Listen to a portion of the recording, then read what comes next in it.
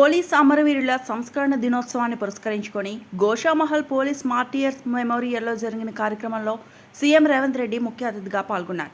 Police DGP Shivadhar Reddy నేతృత్వంలో అమరవీరులకు ఘన నివాళి అర్పించారు.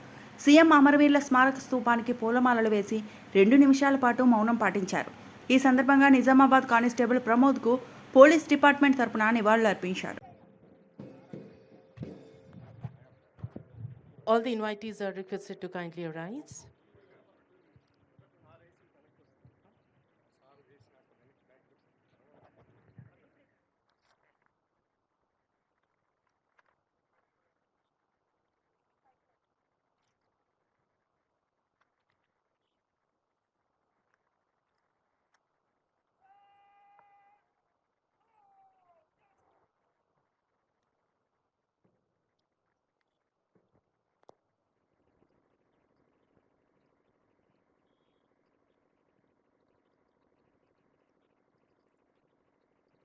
మరిన్ని అప్డేట్స్ కోసం మా ఛానల్ని సబ్స్క్రైబ్ చేయండి.